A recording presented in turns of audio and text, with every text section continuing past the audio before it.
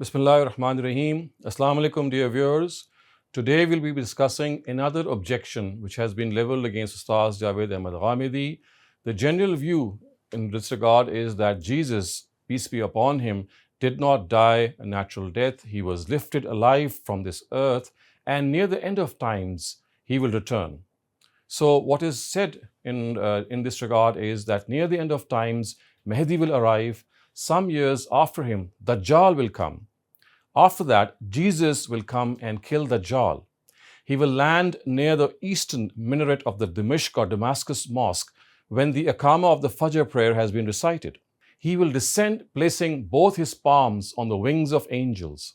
Upon his arrival, Mahdi will recede from the prayer mat and ask him to lead the prayer, but he will decline and ask Mahdi to lead. Now, there are also narratives which say the reason or describe the reason for his return. So it is said that when he will return, he will break the cross, kill the swine, and abrogate the jizya, and all the people will be called to Islam. In his times, all other religions except Islam will be destroyed by God, and he will also kill the false Messiah or the Antichrist or the Dajjal. Peace will prevail on earth. Lions will live in peace with camels, and leopards with cows and sheep. Jesus will remain for 40 years on earth, and he will then die. Muslims will offer his funeral prayer and then bury him. So this is what the concept of the Muslim Ummah in general is in this regard. The return of Jesus is something in which we find a very, very vast majority of our hadith literature being found in our hadith corpus. So it is said that there are about 23 companions who report his second arrival, and out of these 23 companions, we know that some of the incidents that they report and some of the details that they describe have a lot of overlapping. But all in all, this is a very, very general principle. It's a very common belief that Jesus is set to return. However, Ustaz Ghamidi, he does not accept this return, or it would be more accurate to say that he raises certain questions and says that unless and until satisfactory answers are given to these questions, this belief of returning of Jesus in his physical form and doing all what we have just described does not seem to be true. So as far as Ustaz Ghamidi is concerned, when he takes up this issue, he says that as he does not deny that there are predictions for the arrival of the last times, the final hour, the way it has been described. We know that the Quran also gives certain signs, in particular the sign of Gog and Magog being let loose, and there are ahadith also which present 10 signs of the Day of Judgment. We'll be taking a look at that hadith later on. Now, the thing is that as far as these narratives are concerned, they must be well grounded, and the Quran must not in any way negate them, and also there must not be any contradictions in these narratives. So he first of all says that the personality, these are the reasons that he says that it makes him difficult for accepting this belief. Or in other words, these are the questions that he raises and says that unless we find compelling answers to these questions, this belief does not seem to be true. The first question that he raises is that the personality of Jesus has been discussed in the Quran from various aspects. The Quran has commented on his dawah mission and his personality at a lot of places. The cataclysm that will take place on the Day of Judgment is also a very frequently discussed topic of the Quran. The advent of a celebrated prophet of God from the heavens is no small an incident.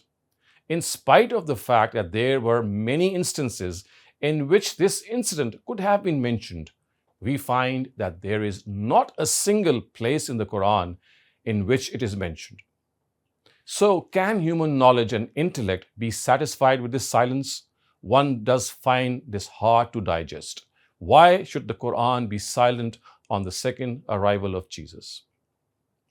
The second question which Ustaz Ghamidi has raised is that the Quran has recorded a dialogue of God with Jesus, peace be upon him, which will take place on the Day of Judgment. During the course of this conversation, the Almighty will ask him about the real affair in which the Christians had gone astray, which is, of course, the divinity of Jesus and Mary. He will ask Jesus if it was as per his instructions that he had told people to deify himself and his mother whilst leaving aside God? In response to this question, among other things, Jesus will say that he instructed his people in the very manner he was asked by God, and that as long as he remained among them, he watched over them, and he knew what they were doing, and that after his own demise, he was not aware of what good or evil they did, and that after his death, it was God who watched over them. In this dialogue, one can clearly feel that the last sentence is very inappropriate. If Jesus had also come in this world a second time, in such a case, he should have responded by saying that he knew what happened with them, and that a little earlier he had gone to warn them of their grievous faults. So now let us take a look at how this dialogue is mentioned verbatim in the Quran. I have just tried to summarize it, but we will see how the Quran actually speaks of it. So this is verse 117 of Surah number 5, which is Surah Ma'idah. And the words are, ما قلت لهم إلا ما أمرتني به أن اعبدوا الله ربي وربكم وكنت عليهم شهيدا ما دمت فيهم فلما توفيتني كنت أنت الرقيب عليهم وأنت على كل شيء شهيد. Never did I say to them except what you commanded me to do. Worship Allah, my Lord and your Lord, and I was a witness over them while I dwelt with them. When you gave death to me, you were the watcher over them, and you are a witness over all things. So you can clearly see that Jesus did not know what happened after him. And in this dialogue, if God was to question him that did he ask his followers to deify himself and Mary, he would have, of course, should have answered, had he come a second time, that, well, I never gave them this order or in any way asked them to deify me and my mother. But we find that there is no such mention in this dialogue. The third question which Ustaz Ghamidi has raised on the second arrival of Jesus is also concerning another verse of the Quran. To be precise, this is verse 55 of Surah Al-Imran, the third surah. I'm just going to cite it in a while. But what he has said is that in this verse, the Almighty has disclosed what will happen to Jesus and his followers until the day of judgment. Sense and reason demand that here he should also have disclosed his second coming before the advent of this day. However, we find no such mention. If Jesus had to come, why was this silence maintained at this instance? One is unable to comprehend any reason for it. Now, let us look at the verse itself. إِنِّي مُتَوَفِّيكَ وَرَافِعُكَ إِلَيَّ وَمُطَهِّرُكَ مِنَ الَّذِينَ كَفَرُوا وَجَاعِلُ الَّذِينَ اتَّبَعُوكَ فَوْقَ الَّذِينَ كَفَرُوا إِلَى يَوْمِ الْقِيَامَةِ ثُمَّ إِلَيَّ مَرْجِعُكُمْ فَأَحْكُمُ بَيْنَكُمْ فِيمَا كُنْتُمْ فِيهِ تَخْتَلِفُونَ. O Jesus, I have decided to give death to you and raise you to myself and cleanse you from these people who have denied you. I shall make those who follow you superior to those who reject faith until the day of judgment. Then to me you shall all return. So at that time I shall give my verdict in what you have been differing in. So once again we can see that in this verse it was a very, very appropriate instance in which the second arrival of Jesus should have been mentioned had it been a reality. Because the whole agenda of Jesus' life, his whole personality, the way it has been depicted, and the way the Quran has said what will happen after his death has been described in this verse. Because we know that in this verse, all that will happen to the followers of Jesus after his demise has been described. And had it to happen that he was to come again, then this was the place that this should have been mentioned. This absence of this mention is something which really disturbs someone who critically views this concept. Fourthly, Ustaz Ghamidi says that the Sahifa of Hammam bin Munabbih, we know that Hammam bin Munabbih is the teacher of Abu Huraira. Abu Huraira anhu is one of the most popular narrators. He is in fact the most copious of all the narrators. And Hammam bin Munabbih, we know he wrote a Sahifa, and this Sahifa is a collection of narratives in which there is also a chapter on the signs of Qiyamah, or the signs of the Day of Judgment. And lo and behold, we do not find the mention of the second coming of Jesus before the advent of Qiyamah as a sign for it. So it has a chapter which says that some the sun will rise from the west.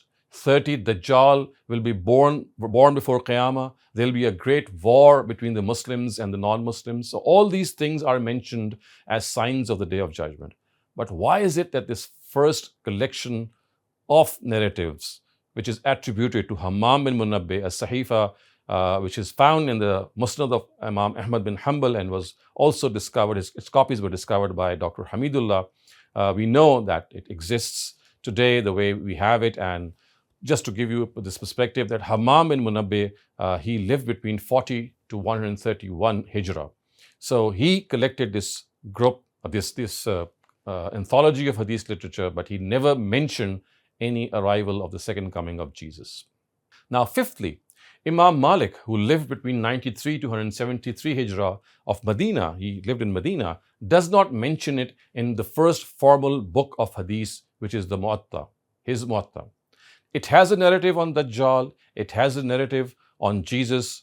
We know that the Kitab al-Jami, it says that the Prophet saw a dream in which he saw Dajjal and Jesus doing the tawaf or the circumambulation of the Kaaba. It has even this dream of the Prophet, but it does not have any depiction of the second arrival of Jesus. So the question is that the book of Imam Malik, which is Al-Muwatta, which is the first formal book of Hadith literature, why is it silent on the second coming of Jesus? Also, Ustaz Ghamidi has said that the first time that we find its mention is in the Jami of Ma'mar bin Rashid. So he lived from 94 to 153 Hijrah.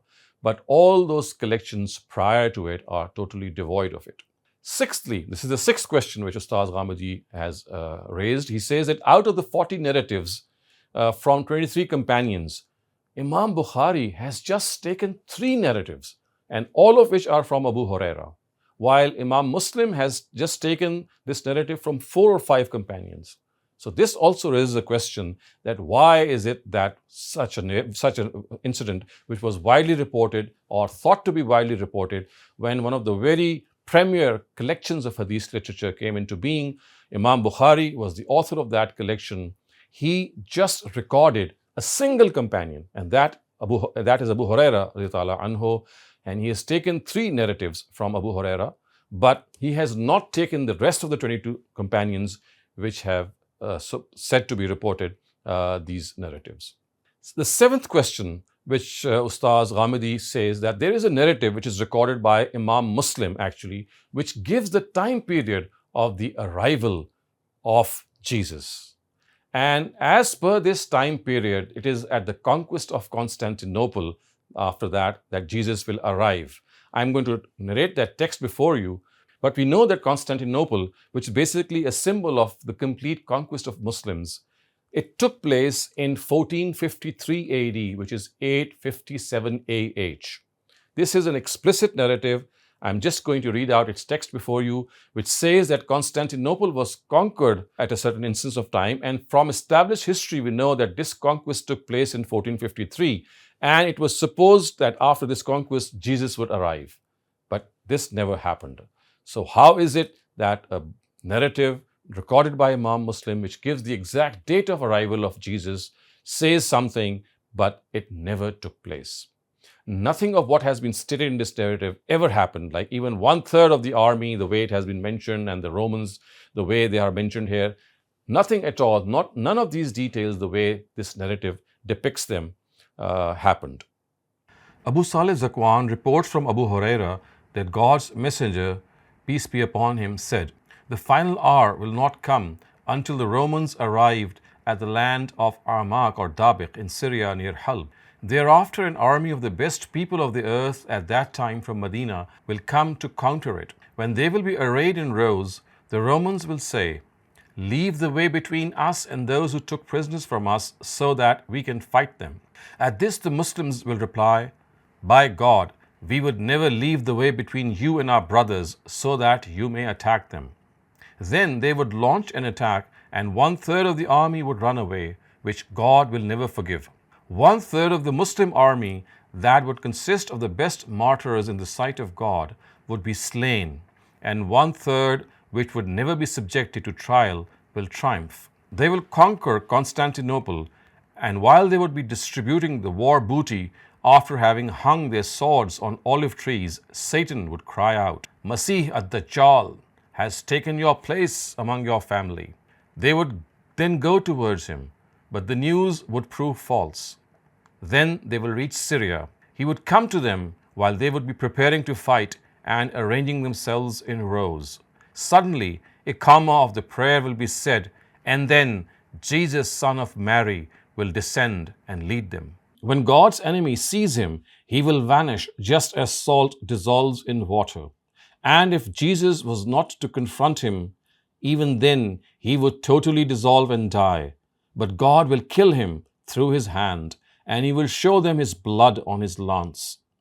The eighth question which Ustaz Ghamidi raises on the second arrival of Jesus is also on the basis of another narrative which is recorded by Imam Muslim, and this narrative actually is reported by Huzaifa bin Usaid al-Ghafari.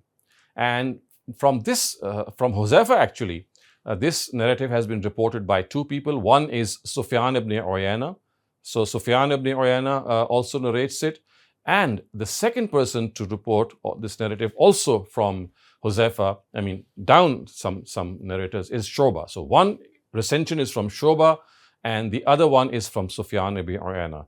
And there is a very stark difference between the two narratives. Now, as far as the recension of Sufyan ibn Uyayna is concerned, it actually narrates 10 signs. It describes 10 signs which will occur before the arrival of the Day of Judgment. And these signs, as you can see, are being displayed before you. They are Dukhan, which means smoke; Dajjal, of course, which means Antichrist; Dabba, an animal which will sprout directly from earth; Tulu Shams min Maghribiha, which means the arrival of the sun, or the sun rising from the west.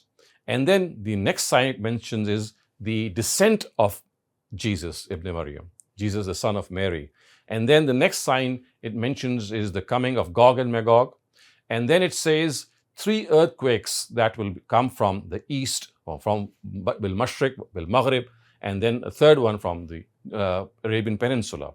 And the last of these signs, which is the 10th sign, is Narun takhruju min al-Yaman tatudun nasa ila mahsharihim, which means that there would be a fire that will emerge from the country of Yemen, and it will drive people towards their fate.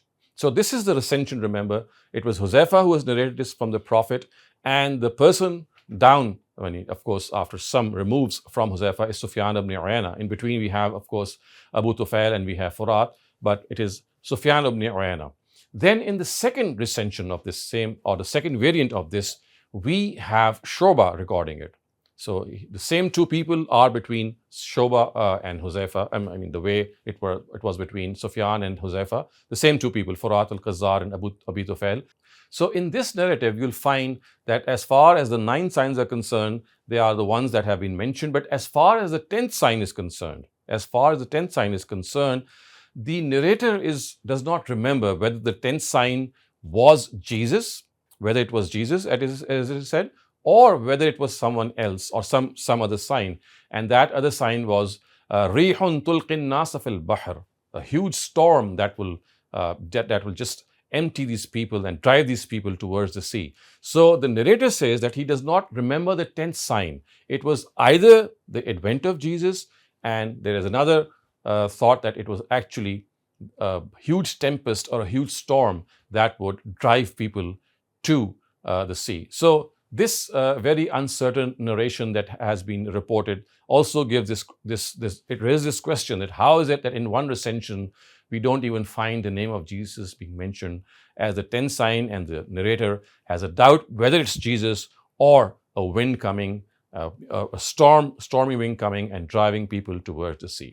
So these are the questions which Ustaz Ghamidi narrates, or he actually puts forth and says that unless any convincing answer to these questions is given, it is difficult to believe in the second coming of Jesus. Viewers, I will now try to summarize some of the objections which have been leveled against these 8 questions which Ghamidi Sahab has raised. As far as these questions are concerned, there are some counter questions on these questions which we will now discuss. And these questions basically relate to some verses of the Quran as per which the people who criticize this view say that there is a mention of the arrival of Jesus in the verses that we are now going to study.